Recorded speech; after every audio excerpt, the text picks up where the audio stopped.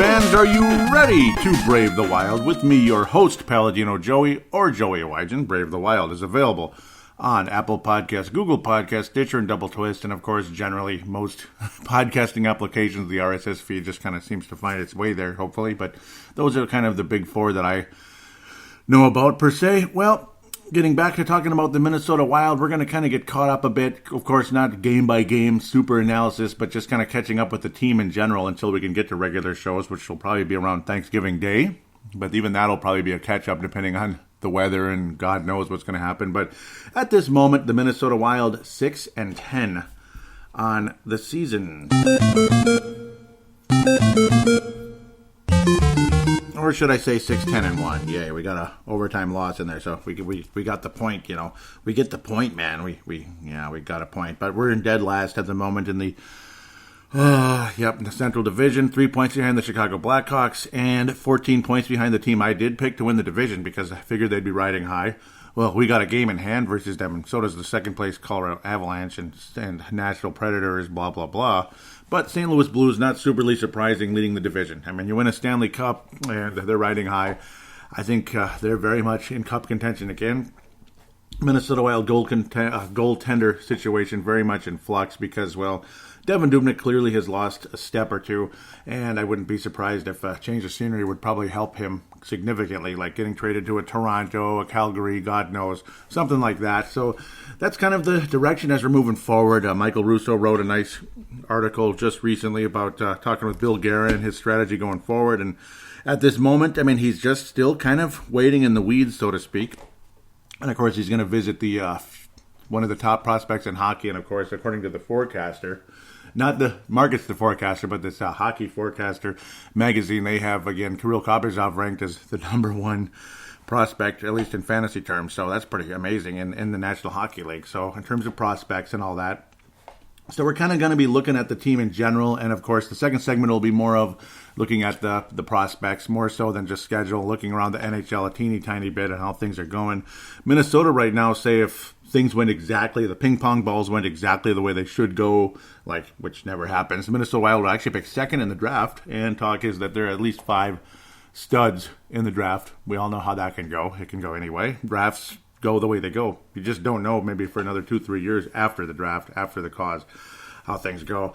What I can't believe is how Matt Dumba only scored his second goal this season, believe it or not, against the Arizona Coyotes, the most recent victory for Minnesota, which was really nice. A nice comeback victory against a team the Wild never beat, and in a city the Wild almost never win, and against a goaltender that has, well, he struggled here and has done very well since he left, was decent with Los Angeles, a team he was always good against when he was with the Wild, of course.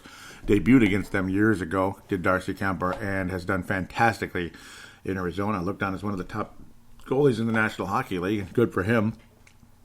Dubnyk has struggled mightily, but he did pretty well against Arizona, though still giving up 3 goals is giving up 3 goals. Save percentage, boy, I mean, 88.7. Stalock, not so much better, just 90.3, so to speak, or you get the idea, .903. Goals against average 2.85. In Stalock's case, he's .500, 3-3. He's been the better goalie so far. And again, I'm talking about trading Devin Dubnyk for a reason. His contract is up at the end of the season. At the end of next season, pardon me. At the end of next season. Stalock's got 1 more year beyond that. And I think Stalock's a nice fixture for this team. Not to be a starter, but to be maybe a platoon guy with a young player in times ahead. Clearly, things are changing quickly here with Dubnyk, not necessarily like he sucks and he's the worst goalie ever, but that you can't have him as this 60-game starter anymore. That's ridiculous. I mean, those days are gone in the National Hockey League in a lot of ways. You got to have a good, solid backup, and it's getting closer and closer to becoming a platoon with Stalock and Dubnyk. It's becoming that way. Stalock has gotten into 9 games, though he's only started 7. Dubby has started 10. So it's getting closer. It's getting a lot closer. And, of course, Dubnyk missed some time with injury as well. But, well, injuries taking their toll. I mean, look at Jonathan Quick with the Los Angeles Kings. Oof, I mean, he's going to need a change of scenery or to retire, one or the other. He has completely fallen off the map, as most people would notice. A lot of players on Minnesota, of course, started out the season really slow. Some of them started out hot and then slowed down. It's like back and forth. Brad Hunt has 10 points on the season. He's on his way to a career year in a big way. Already 5 goals on the season. Brad Hunt, power play specialist who's been fantastic You gotta love what Brad Hunt brings. And again, when you had the smile from Nate Prosser, the smile and the great guy in the locker room, he was instantly replaced when he left with Brad Hunt. So that's the good part. Brad Hunt's not local in terms of where he's originally from, but he did play for Bemidji State, so Minnesota ties at the end of the day.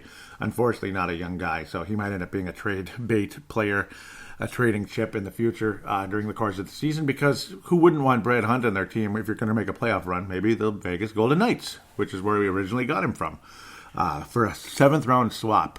So not every trade Paul Fenton made was terrible, just almost all of them. The Brad Hunt trade was pretty good. It's just a stupid idiot move he made after that when Potato was the kind of guy, I mean, when you acquired him, you could not send him to the AHL. He's stuck on the NHL roster. So that screwed up everything the rest of the season. That was the rule. When you acquire a player off of waivers, you can't send him down to the AHL. And that was one of the stupidest decisions ever by Paul Fenton. That's why a lot of people look at that as like, what were you thinking? It's not just the fact that he acquired a player that wasn't that good. It's just the fact you're stuck with that player, and too bad. Guess what? He's on the roster. TS, that type of situation. So that's where the frustration came in. Crazy, tough, difficult rule that screwed up the Wild last season. Paul Fenton, not so good there at all. Eric Stahl, massive rebound since the last show when I gave him the James Shepard Memorial. He's about as close as you're going to get to the Mike Modano Award, at least since the last episode. 14 points in 17 games. He's been absolutely fantastic after an invisible start. He had 1 assist in 7 games or something to start out the season. He's been outstanding, as they would say in Canada, though -9 is pretty much every player on the Wild is minus something. Dumba's a -14. I don't think he's off to a good start. In fact, I really don't. He's had some not-so-good shifts. Again, only 2 goals in the season. He's been putting the puck on net, but just nothing's happening. Only 7 points total on the season for Matt Dumba. Kevin Fiala was completely invisible, and he was scratched a number of games. He's missed 5 games during the season. Banged up a little bit, but also scratched at least 3 times during the course of this year. But he's been on a little hot streak lately, and he actually got Player of the Week on Minnesota Wild Prospects. So pretty cool. MNW Prospects. Love that Facebook page, and I'm an admin for it, mostly because of this show at this point, because I just don't have time to keep up. But occasionally I'll jump in and edit and throw in some stories as well. Gotta love Pavel Burnett, Justin Back, and the new guy we just got. I'll look him up in a minute. Just brand new guy. I don't know why I'm blanking on his name at this moment. Ryan Hartman had a nice little start to the year. He's certainly quieted, but he's still a factor, and he's been he mixes it up and such. Donato finally scored his first goal of the season the other day. God. Oof, 15 games. He's been scratched twice this year. Wow, only 3 points for Donato in 15 games. Whew. Ryan Donato has vanished off the face of the earth. Gerald Mayhew was called up and was very, very good. Got a couple goals. He did make one mistake, but generally speaking, he was called up right about when I did the last episode of Brave the Wild. And he's been since sent back down to the AHL and has been just unbelievable down there. He's literally like the best player by far on that team, and I would say he's a AHL All-Star without a doubt. He needs to be in the NHL because he's going to be productive at every level at this stage. Not a star player, but a productive 3rd line, 4th line type of guy who can score goals and do a lot of the dirty work as well. Been very pleased with Gerald Mayhew, and it's a crying shame that he's down in the AHL still. It's extremely frustrating. Actually, I can feel for him. Parise's had an extremely snake-bit, frustrating season so far. It's kind of like Zach Parise the last 3 years before. Like when the back injury was going on, before he had that really nice renaissance late 2 years ago, or a year and a half ago, and then all last season, nice solid year, though he slowed down about 2/3 into the season last year a little bit, and he's just not the same guy so far. It's a bummer. Suter, 9 points in the 17 games he's played so far, but he's got a pretty good plus-minus or the -5. One thing with Kevin Fiala as well, he's a -1. Again, only in 12 games thus far. He did get hurt and, of course, has been scratched a few games. -1, so that's actually pretty impressive. Greenway, Foligno, and Yul Eriksson are all not minuses. And Koivu. Koivu's even. Brad Hunt is a +2. Wow, because, again, very productive on the power play. So certain players on this roster are not minuses. Carson Soucy's a +5. Wow, he's been very solid out there, though he's missed the last few games. Unfortunately, giving poor Nick Seeler a chance. He's only gotten in 3 games this year. 4 games, so far for a Nick Seeler. That's been a frustration. Victor Rask came back, was productive, and then he got hurt, and now he's been back, and he's been in 8 games so far this year nothing uber exciting about Victor Rask, but productive and skating better than a lot of people thought at the end of the day. Cunnin productive, but a -8. He's productive to a point. I mean, he's about right up there with Zach Parise so far this year. But he looks a little better doing it, I guess, because you're not expecting him to score 30 goals. I don't know. There's just nobody on this roster that gets you excited right now at the end of the day. Brad Hunt gets you excited in terms of, my God, he's productive. And Jason Zucker quietly has 11 points. But he's the kind of guy, he'll be good and then he'll not be good. Just poor defense, poor turnovers, this and that. There's a frustrating side to Jason Zucker, and a lot of people aren't too pissed off when you mention the thought of trading him, or others might get all defensive. Why would you do that? He's the fastest guy on the team, and he's a goal scorer. And is he a goal scorer, though, or is he just a streaky player who gets hot sometimes and then cools off for like a month? I don't know. The most consistent player on the roster is probably Eat Stahl, and it's kind of weird saying that after the horrible start, but at the same time, his defense is yuck. His defense is almost non-existent as well. And again, that's why losing Koivu last year was so brutal, and why the Wild completely down-spiraled after that. Zuccarello, after an extremely slow start, has picked it up a little bit as well. He's got 7 points, 3 goals so far in the 13 games after he missed 3. He was not scratched. He was hurt. So he missed 4 games. I keep getting the number wrong. Foligno's been out, unfortunately, just recently. Very productive start to the season. Been pleased. He's a +2, like I said earlier, and Greenway's even a +2, despite the fact he's been extremely unproductive and quite disappointing, honestly. He's got that playmaking ability. He can flip the puck around to players and create for them, but you just don't see the goal scorer in Jordan Greenway, though you're seeing a little more aggressive physical play finally. It took a little while. It took all last year and into this year. 17 games into this year, and you're finally seeing a little bit of physical play out of Jordan Greenway, and hopefully he can become that power forward we need. But again, there's not a single player in this roster that just tells you, wow, there you go. This guy is going to be a big part of the future of this team. I mean, Eric Stahl's ancient. He's productive. He'll be a nice trade chip, possibly. Jason Zucker could be a nice trade chip. Brad Hunt could be a nice trade chip. Jared Spurgeon signed for 7 years, and we're very happy to have him, and he's probably the future captain when Koivu retires or traded or whatever. Suter, well, he's stuck for 6 more years, and he's not any better than he was last year. I mean, well, slightly. He's slightly better than last year. Slightly more coherent, of course, with that weird injury he had late 2 years ago, year and a half ago. Dumba's not as good as he was last year. He's not. It's plain as day he's not. He's still got the rocket shot, but it's just not happening. Koivu's ancient, and he might be a trade chip. Zuccarello, you really can't really trade him. You're stuck with him for 5 years. Brilliant. Yep. Cunnin, well, okay. Fiala, who knows? That's kind of like, you know what Fiala is? He's almost like a lottery ticket.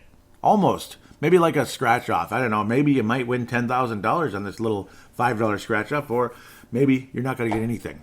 I don't know. That's kind of what Fiala is. He's kind of, well, maybe he's a little better than that, but you're seeing the skill, you're seeing the production out of Fiala lately, but it took forever, and I don't know, you had to scratch him a few games to get there. Come on, man. He's supposed to be better than that. So, I don't know. It's all about the future, man. It really is. It's really about the future when it comes to the Minnesota Wild, and thus far, again, Bill Guerin is doing about what Paul Fenton was last year, just kind of making sure, evaluating this and that before he starts making moves. He's saying that opportunity has not arisen yet to make the team better. That's pretty much what Paul Fenton was saying last year. Obviously, 2 completely different guys. I don't imagine Bill Guerin picking up a Anthony Boteto type of guy off of waivers who was just not necessary for this roster to come and mess things up. Steeler's not been the same since then. It's kind of sad, but it also makes you wonder about Steeler. Like, I don't know, eventually you got to suck it up and, outperform the other player. So there is no conversation. Like, Boteto had no business playing instead of Nick Steeler. He had no business playing instead of Nick Steeler. It should have been a no-brainer. So sometimes you got to suck it up and say, you know what, man? God bless you. You might be the nicest guy ever, but I'm better. And, yeah, blah, blah, blah. Same with Carson Soucy. That's another reason why Steeler hasn't been playing, because Soucy's the other left shot, third, pairing guy. And it kind of is what it is. And you're not going to sit down Brad Hunt. He's about as valuable as they get. So, which is the weirdest thing ever, considering what he was considered just a year ago, like a 7th defenseman. What a nice player Brad Hunt is. And he's been playing on his offside pretty much forever, which is typical of Minnesota Wild players. Everybody plays in their freaking offside. Everybody. I mean, Zuccarello naturally does. He's the only natural one. Otherwise, half of our right wingers, well, not right shot, half of our right wingers are left shot players, are left shot wingers, which is ridiculous. Parisi,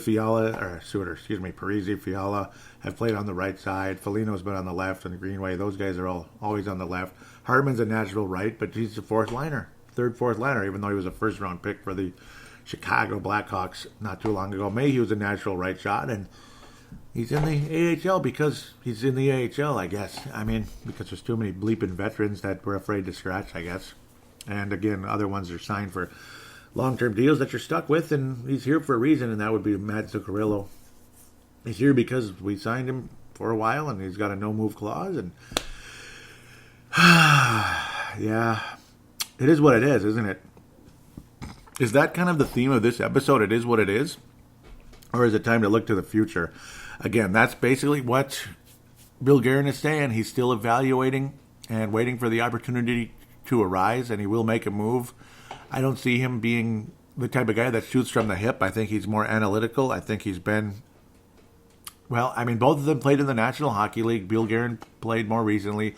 Both of the general managers, in terms of Fenton versus Guerin, were the number two guy, the right-hand man, in the organizations they were in for an extended period of time. They were involved in trades, free agency, and draft and all that, especially trades and free agency with Guerin. Trades, big time. I don't imagine him shooting from the hip and making some kind of radical, crazy move, and that's the good thing. But it's just, when is it going to happen? I guess that's kind of where we stand at this moment. Looking at the schedule again, the Minnesota Wild struggled with St. Louis. Nice victory over Anaheim. That was probably the best win of the year, ultimately. I mean, winning in Arizona was pretty impressive, too. So a couple of road wins. And, of course, yes, you can come back and complain about the crazy, crappy schedule the Wild have had. I mean, was it 13 of 17 on the road? That's pretty harsh. That's pretty ridiculous. I mean, I understand. I truly understand that is not something that you want. Obviously, it's been absolutely brutal. And there's a big reason why the Minnesota Wild are struggling. Hard to believe the Vegas Golden Knights would actually not be in the postseason right now, or they're tied with Vancouver. What's Vancouver doing there? But yeah, I don't trust the Vancouver Canucks winning any type of a playoff, getting in any type of a playoff situation. I don't think they're good enough. Florida, I'm not too surprised because, well, think of who's their coach. Who's the Florida coach? Joel Quenneville. And they got Bobrovsky for 9 million years too. But I don't know. Why am I getting there? That's for the second segment, I suppose. It was a nice win over Anaheim, who's actually playing fairly well, and you got to see the 1,000th game for Ryan Getzlaf, so good for him. Good for Ryan Getzlaf, 1,000 games. God bless him, he's been awesome. Nice to see Yul Eriksson again picking up the numbers the other night, a couple of assists, so good for him. Cunning's been in and out. Zuccarello, 2 points, goal and assist, so...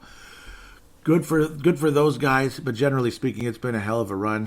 Getting down 4-0 to San Jose on the 7th last Thursday was just ridiculous. I mean, and then you have your cute little Furious rally, but it didn't matter. You end up losing 6-5 anyway, but at least you got a productive game from guys like Stahl, who had 3 points.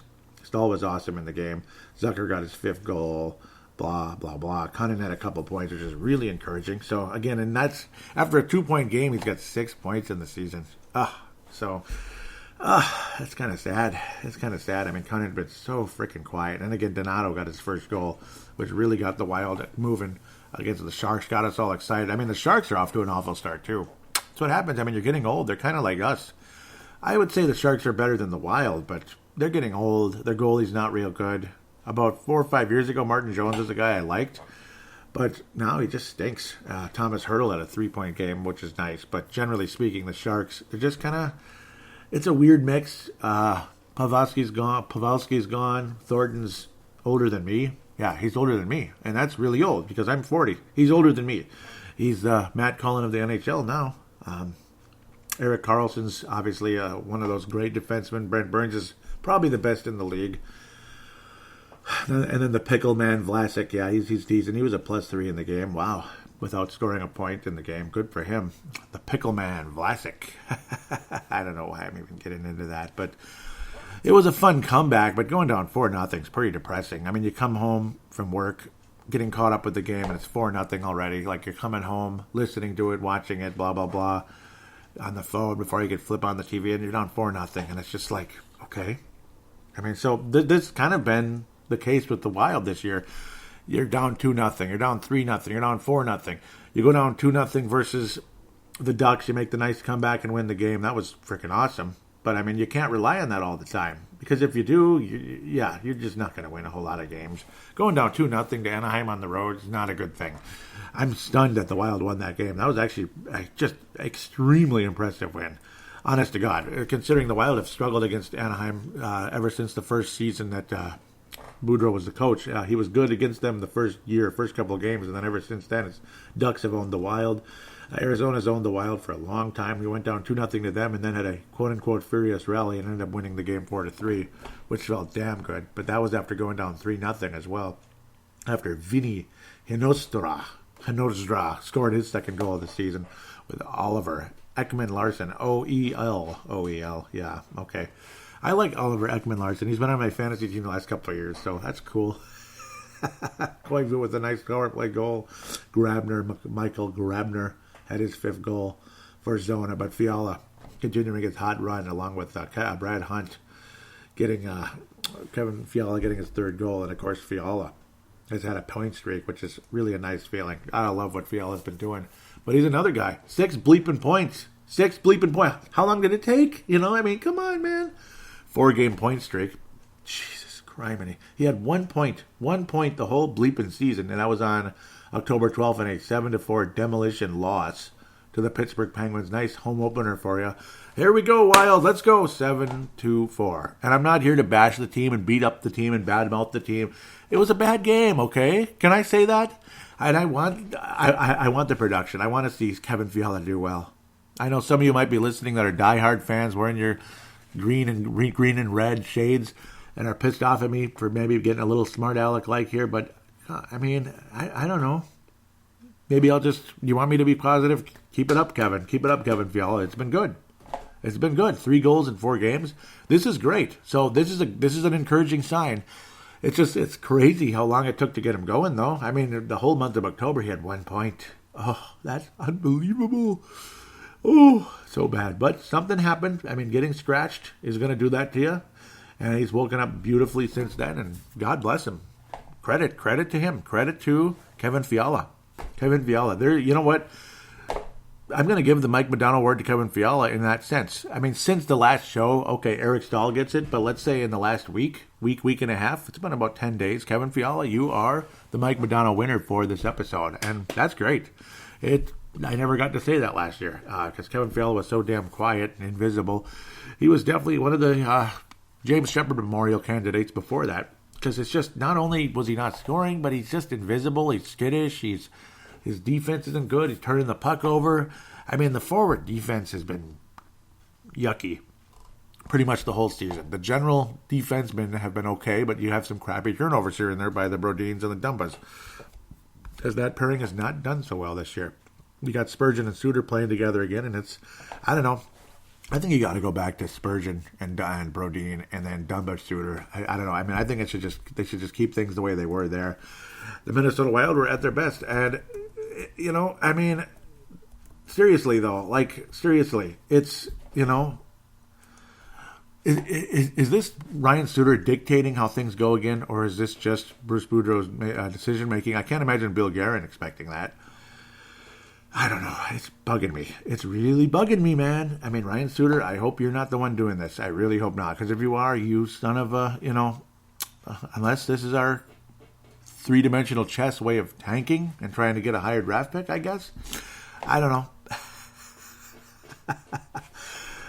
It's not like Suter and Spurgeon suck. That's not the point. The point is Brodin and Dumba is not a good combination. And Spurgeon and Brodin were pretty good together. And Dumba and Suter were pretty damn prolific, especially Dumba. And it wasn't hurting Suter at all. His points were high too. And his plus minus is like sky high when those two guys played together. So, what's the point, man? What's the point of this? So, I don't know. If this has anything to do with Ryan Suter dictating things like he had been in the past, which he absolutely was, and anybody wants to argue that, I think you're wrong. I really do. If it has anything to do with that, I'm telling you, it's got to stop. Oh my God, it's got to stop. I mean, something's got to be done about that. Enough is enough. like seeing Fiala on the power play unit. He's been with the power play unit with Stahl and Zuccarello, and that's been working out. Hunt, of course, on the top power play unit. Gotta love that. It's been cool. It's been cool to see Dumba and Hunt on the top power play unit. It's been nice. Then you get the old guys basically on the second power play unit, with the exception of Spurgeon and Zucker. They're not too old, but Suter, Koivu, and Parisi. Oof. God bless those guys. They're integral pieces to the history of the Minnesota Wild, but I don't know. They're not integral pieces to the future of the Wild. That's for sure. No disrespect, man, honestly. James Shepard Memorial, since the last episode, the whole damn team. No, it's not like that. I don't really want to say Dubnyk either, even though he's not been that great. He certainly hasn't. I don't know. I mean, just kind of generally speaking, I mean, Steeler's been so invisible and it's depressing. Parisi's struggled. It's just kind of a number of things. Donato had been so invisible, and I don't want to beat him up because he finally got his first goal of the season versus the Sharks. But in a lot of ways, I guess it's him. I mean, it's him, but with a silver lining and some spoonful of sugar, we'll say, I guess. Brodin's not been good either. He's not been productive, and he's had some mistakes. He's had some okay moments. Eck has been actually very good, just not very prolific in scoring, and I guess that's never going to happen. So we'll just kind of leave it as is, I suppose. With that said, we'll take a quick break and look towards the future for the Minnesota Wild, and of course, look around the NHL a little bit before that.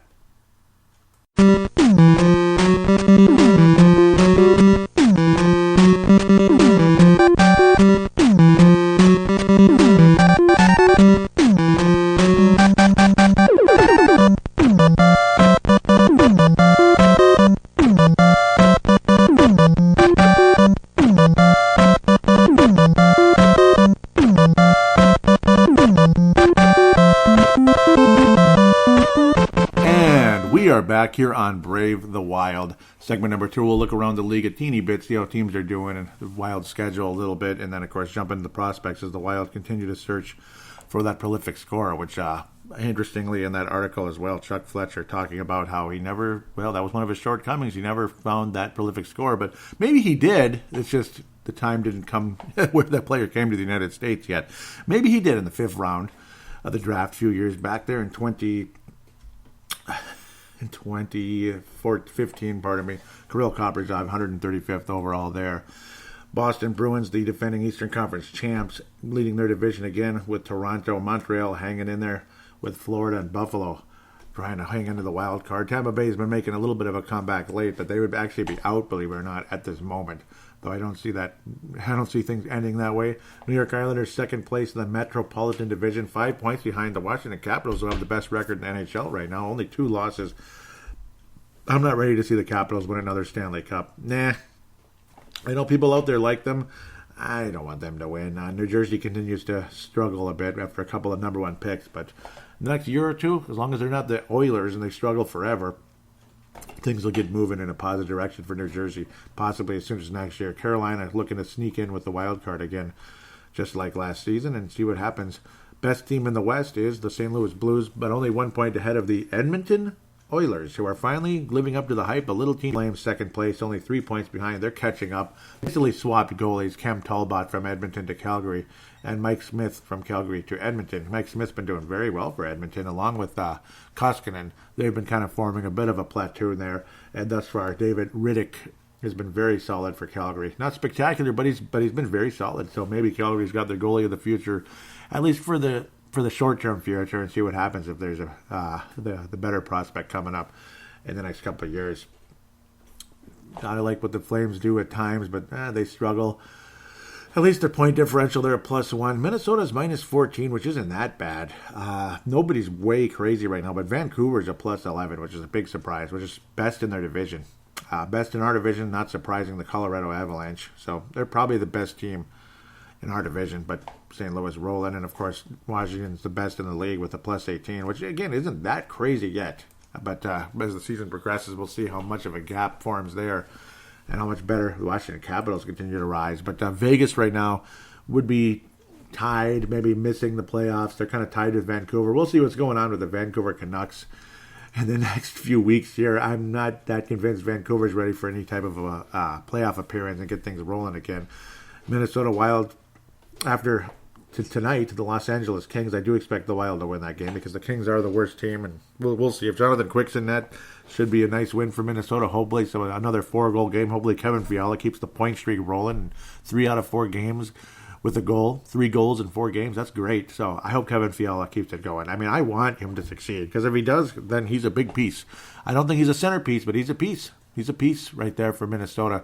Help out with Kirill Kaprizov in the next season, hopefully, and beyond. And Kovanov. I can't wait to talk about that guy coming up here. But, we're playing these West Coast teams.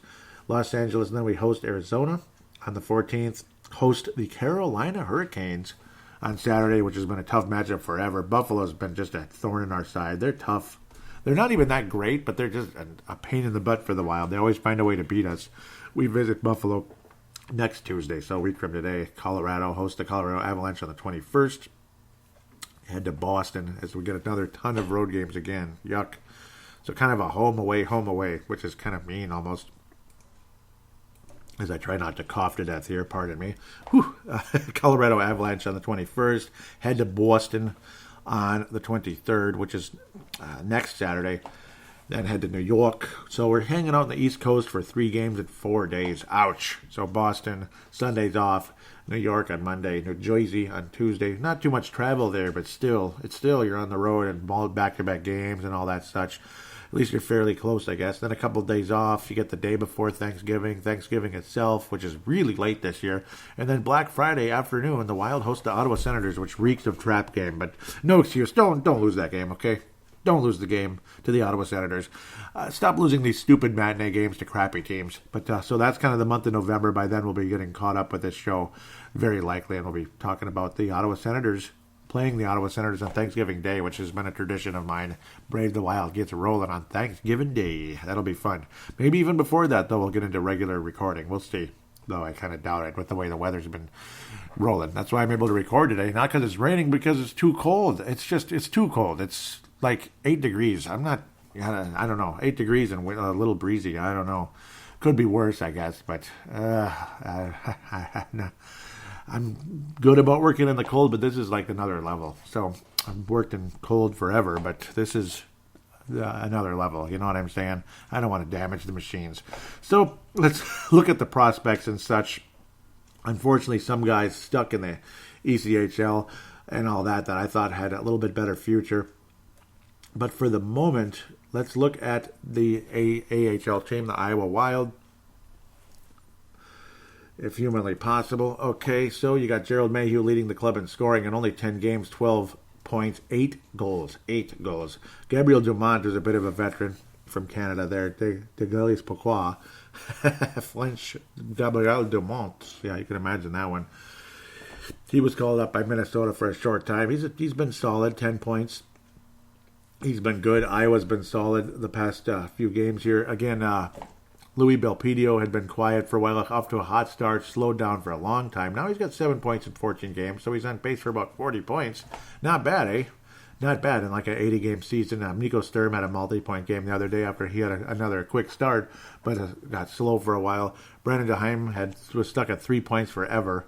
Again, the Parkland, Florida native, out of the from the Providence Friars. His first professional season here with Iowa. 4 points. Again, finally got his second goal of the season. Took forever. Brennan Menell's just been unbelievable. Brennan Menell, pardon me, had a multi-assist game every night, almost every other night. He's got like 2 or 3 assists. The guy's just unbelievable. I hope he makes the Wild very soon. He's a +6, 11 points. He had a slow start and then just took off. And Sam Anas has been fantastic this year as well. 8 assists to go along with his 3 goals. He's second on the team in scoring, only 1 point behind Gerald Mayhew, who's, again, a superstar in the AHL right now. I'd like to see him get another crack at the NHL because he's the kind of guy, he translates to the NHL. He does.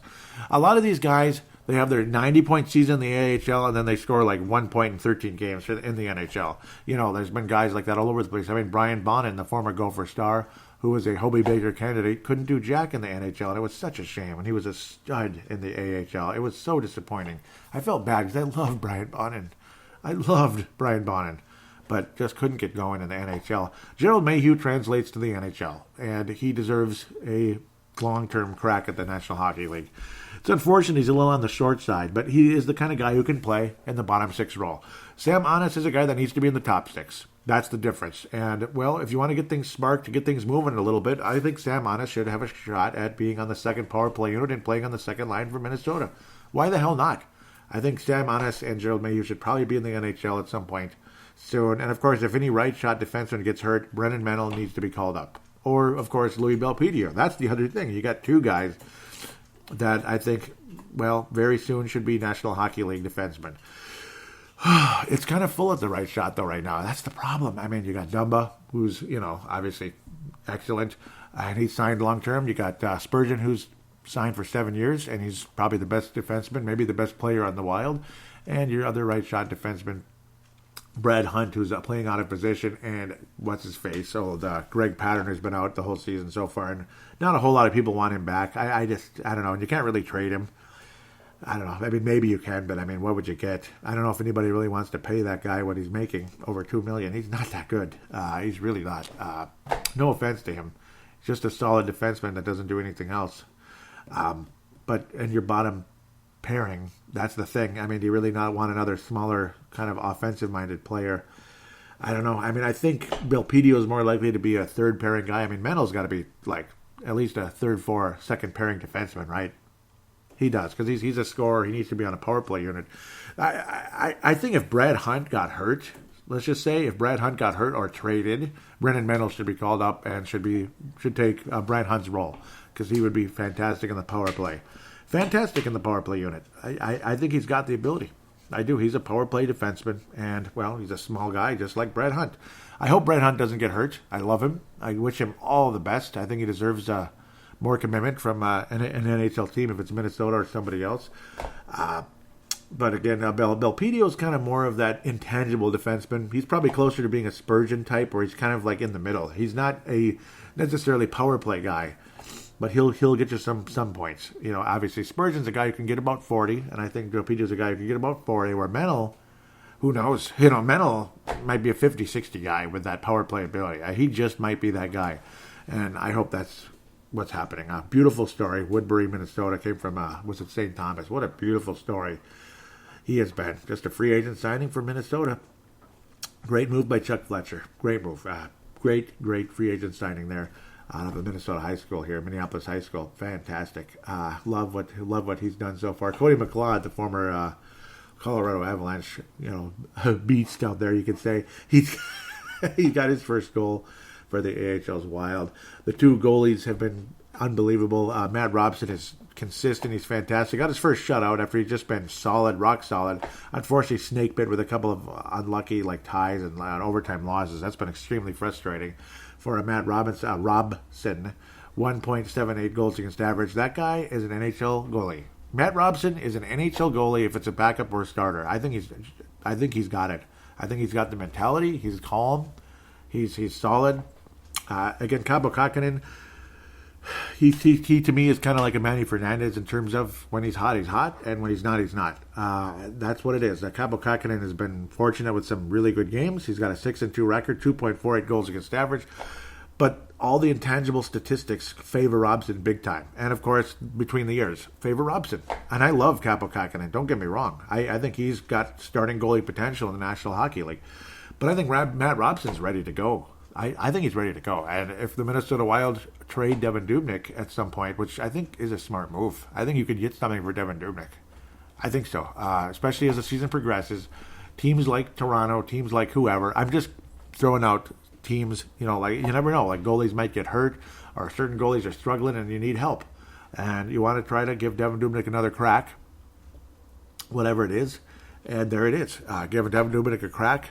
At a different on a different roster, he may be significantly better with the change of scenery, and Matt Robson can platoon at the very least with Alex Stalock, and who knows, maybe he's a full-time starter going into next season for the Minnesota Wild, and I think Matt Robson is a starting goalie in the NHL. I'm really impressed with Matt Robson with the way he's adjusted to the pro game so quickly.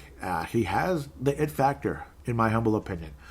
Connor DeWare, again, nice, interesting pick, was fantastic for the Everett Silvertips the past few years in the WHL. Has not really gotten a whole lot of crack in the AHL level yet, only 4 games. Dmitry Sokolov has been sent down to the ECHL and back up, and he's only seen 2 games. Not with injury in the AHL. He's been scratched. He's either been in the ECHL or scratched. thus far. Not considered no longer a prospect from Michael Russo, again, of the Athletic.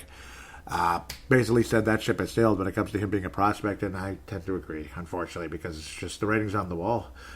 William Benton has been fantastic as well. Generally speaking, he's not super productive, but he's been a nice find and a good trade for Gustav Olofsson. Oh, even though the Goose has finally stepped up a tiny bit, he finally played a little bit. My God, the guy missed almost the whole year last year. Huge disappointment with injuries of the shoulders and such with him. But William Benton has been a nice addition to Minnesota, still only 21 years of age. I like his potential long-term to be a bottom six, basically a third or fourth line center for the Minnesota Wild someday. He's got the potential. He's got a bit of that NHL ability long-term. He's a damn good skater, so they say, and we'll see what happens with him. We'll see what happens. So looking at the AHL a bit there, very intriguing. Let's look at some of the college prospects, There's some unbelievable positivity going on right now, but in the AHL, there is hope. There's hope. I mean, I don't want to hear one thing like we don't have any good goalie prospects. Of course we do. But now we head into juniors and all that. Philip Johansson has not played a single game thus far. That or the numbers aren't showing up in Hockey Database. That's frustrating. Jack McBain off to a little better start than last year. He was super slow out of the gate last season. He's got 6 points in 9 games for Boston College. Definitely on pace for a significantly better season. Only 13 points last year in the 35 games he played. Left shot center. He's been a bit more of a factor, and Boston College is a better team than last year, too. They really fell off the map last season. Huge disappointment. Let's look at Kovanov. Oh, my. We'll come back to college here in a couple seconds. Oh, Kovanov. Whew. Almost 2 points a game for the Montcalm Wildcats in the Quebec Major Junior Hockey League. It's the final year of his contract with this club, the QMJHL. Montcalm's Wildcats. Oh my goodness, he has been unbelievable. Again, 34 points in 16 games. He's on pace for well over 100 points down there. Looking like one of those guys that's going to adjust to the NHL and become a really good player one day. And boy, do the Wild need somebody like this. Oh, 14 goals in 16 games as a center, 20 assists, plus 20. Way, way, way beyond last year. And he had a point a game in the postseason for the Wildcats last year in 10 games. He's a pretty good team, and obviously if they were able to get to 10 games and 12 games the year before that, but in the postseason. But he has taken steps up every year, and I am really looking forward to Kovanov. Again, we can rip Paul Fenton all we want. He had some awful, awful moves.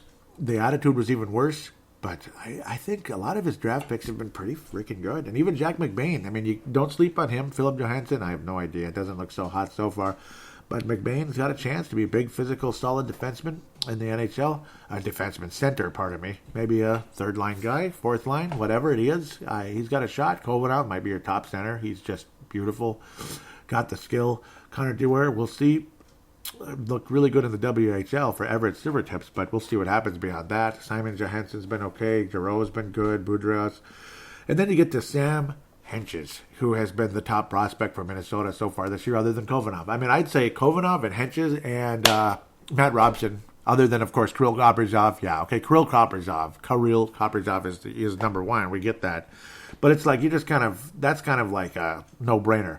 But other than Kirill Kaprizov, the big three have been Kovanov, Matt Robson, and Sam Henches for me. And Sam Henches is just tearing it up. He had a 4-point weekend.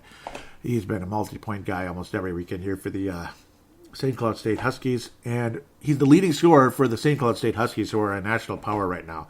He's at only 5 points less than last season's total, and he was a really good player for he was one of the integral pieces as a freshman, 7th-round pick, by the way, for the St. Cloud State Huskies last season. 20 points. He started good, slowed down a little bit, but was still very solid. But 15 points on the season, and he's the leading scorer for the St. Cloud State Huskies. I mean, I don't care who you are. That's damn impressive, and I am thrilled about Sam Henches right now. Very, very exciting to see where Sam Henches' direction is going. Oh, my. Something's acting up here. I'm not sure what to say. I'm going to bounce around here a bit. Matt Boldy, so far, again, not much going on. 9 games. He's only got 1 goal still. He's still kind of struggling there for Boston College, kind of struggling to kind of get in his groove there. These, of course, the first round pick from this last year. Vladislav, first off, for the University of Connecticut's been pretty solid. 5 points in the 8 games he's played for the UFC, for UConn. That's good to see him in North America, so you don't have to worry about any of that Russian contract stuff. Hunter Jones, solid so far in the 15 games for the Petersburg Petes. 2.68 goals against average and a 2-1 record. Save percentage 91. Not bad, not bad. And again, it's the OHL. You can't get too excited about that one. Marshall Warren, a offensive defenseman, yet another guy who could be one of those. And this one's left shot, so he doesn't have to compete with Menel and Louis Belpedio and all that such to get ice time. So that's the good part. He might end up overtaking one of the other guys at some point. Maybe if Brodin gets traded or something. Certainly not a big guy, but he's productive. He's been productive for his points, particularly in some of these, particularly for the U.S. Hockey League. We'll see what happens. So far, 3 points in 9 games. So literally a point every 3 games on average, we'll say. Nestorenko has been really good so far, too, but it's the BCHL. We'll see how it goes there. 21 points, 8 goals in 22 games, and he's even in his plus-minus so far, but another center who could be a piece for the Wilds someday. Bryce Misley. I'm going to bring him up because, he'd struggled a bit for the... I hit the wrong guy. Jacob Golden's catching up. Good for him. Catching up to last year's pace already. Bryce Misley. Yep, he was with the University of Vermont already in his junior year. And boy, oh boy, he has just been single digits every year. And that sucks. Again, University of Vermont has not been good. Calgary, Alberta is where Bryce Misley's from. He's a center. And... single digits. Had 5 assists as a freshman, and that's it. 2 goals, 2 assists last year in 32 games. Only 1 goal this year, but he's halfway to his total. He's just 1 away from his total last year. Boy, I don't know. I feel bad for him, and it's not a good school. They were good years ago. They have struggled mightily, though. About 10 years ago, they made the NCAA tournament, and since then, they've been invisible. Ivan Ladnia was encouraged was sent away from the AHL's Iowa Wild to go, quote-unquote, dominate the OHL. And, he's over a point a game now, which is good. He's kind of been at that pace the last couple of years, but he'd been closer to a point a game. He's at a higher pace. I wouldn't say he's dominating, but 7 goals in 9 games isn't bad either. Ivan Ladnia, again, another one of those. It was one of those years where the Minnesota Wild drafted a lot of small, skilled guys. And some of them have worked out, some of them haven't. Ladnia, Shaw with 3 ACLs so far. Yikes. Hopefully that's it with the ACLs. Nick Swaney, slow start, but he's picked it up now. 7 points in 8 games. Very solid. 5 assists so far for the back-to-back defending national champion University of Minnesota Duluth Bulldogs. Another guy who's a right wing who shoots left, so he's kind of like a Zuccarello, I guess. And kind of similar in size to a smaller guy. Zuccarello's a small guy, obviously. 7th round pick. So potentially really good back-to-back 7th-round picks with Swaney and Henches. Henches especially, though. We'll see what happens. He's a left shot. Left wing is Henches. Lindbergh, we'll see what happens. He's with UMass Amherst. Not UMass Lowell. I've got getting those two mixed up. But Amherst, he's been very solid. 2 goals a game, 3-1 record. He was 11-4 last year. Philip Lindbergh might be one of those surprising draft picks in the late rounds again, hopefully. But Henches has just been beautiful. Swaney's been very clutch in his days with the Minnesota Duluth Bulldogs, and being around that kind of culture can only help you. The 2 solid defensemen who were, with Michigan and Minnesota the past several years here, they both went to their senior year. They're stuck in the ECHL. Nick Boca from Michigan. The Michigan Wolverines, of course, is in the ECHL's Allen Americans, which is, again, Minnesota Wild's affiliate. He's got 3 points, so at least he's doing something, and he's a +4. He's ahead of Jack Sadek, who's just not doing a whole lot of anything, and that's too bad. Jack Sadek, the former Gopher, who was probably the best defenseman on the roster last year. He actually played for the Allen Americans in a couple games last year. Finally got his first assist in the last game here. 10 games, 1 assist for Jack Sadek, but he is a +5, so he's at least providing that solid defense for the Lakeville native Jack Sadek, a right shot defenseman. Nick Boca, also right shot defenseman. Boca was a guy who wasn't scoring at all in college. Sadek was actually getting a few points in college. Decent season in his senior year with 18 points in 38 games. That's actually solid. That's a 40-point guy if it was an NHL season. Boca has been single digits every year, and he's got 4 points already for Allen, so that's crazy. Absolutely crazy. I guess Boca got to 10 assists as a freshman, and since then been pretty quiet. Boca scoring a couple goals, couple of assists a year, leading to single-digit numbers. Nothing impressive in that category. But that's kind of the prospects right now. Prospects you'd consider important, obviously. The whole draft last year is kind of exciting, except for Philip Johansson, the first-round pick. McBain has been better. Kovanov's been fantastic. DeWare's unfortunately not gotten a whole lot of a crack in the AHL. He's super-duper young, so give him time, of course. You go from Everett to the AHL, it's kind of crazy. You almost should have him, but it's like ECHL is kind of like NHL prospects purgatory. How many guys go from the ECHL to the NHL? It's a long road. It really is. So I feel bad for the guys that are there at this time. Though, who knows? I mean, you don't want to hate the ECHL too much, of course. I mean, you don't want to hate on them. Occasionally, I mean, it's just going down to Double A, I guess. Though baseball, everybody goes to every level in baseball and hockey.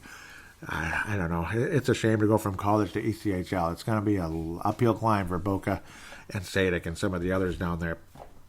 We'll just have to wait and see what happens. I don't think Sam Henches or Nick Swaney will be in the ECHL. I would hope not. We'll see what happens with that. Bryce Misley's got ECHL written all over him, though. Oh, Bryce. Oh, I hope for his sake.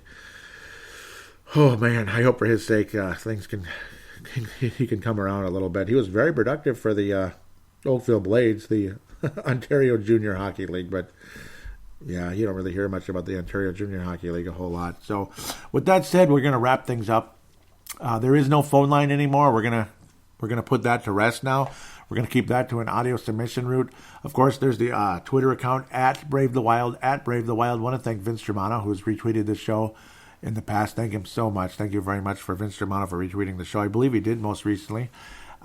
At Brave the Wild, and then there's facebook.com/bravethewild.minnesota. Do join the Facebook page for the Brave the Wild show, and of course MNW Prospects, major shout out. I'm an admin for that page, and of course all these prospects that I just went into some detail with, all the way from Bryce Misley up to Kirill Kaprizov. They talk about every one of them. They talk about the NHL roster as well, the Zuccarellos, the Parisis, and the Bryce Misleys, if you know what I mean. Everybody, Brandon Naheem.